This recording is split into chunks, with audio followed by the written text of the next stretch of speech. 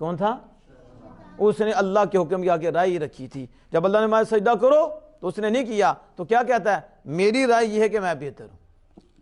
تو سب سے پہلے اللہ کے حکم کے آگے جس نے رائے رکھی تھی وہ شیطان تھا. آج بھی جو دین کے آگے اپنی رائے رکھتا ہے وہ شیطان کا یار ہے.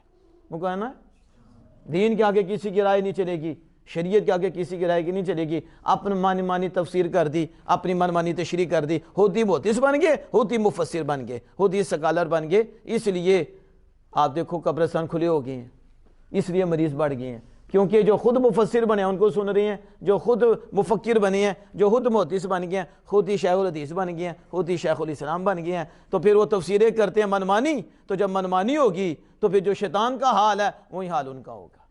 تو ہم نے منمانی نہیں کرنی, ہم نے وہی کرنی ہے جو امت کے اکابر نے کی ہے, جو نبی اکرم صلی اللہ تعالی علیہ وسلم کی ذات پاک نے خود تشریح فرمائی ہے.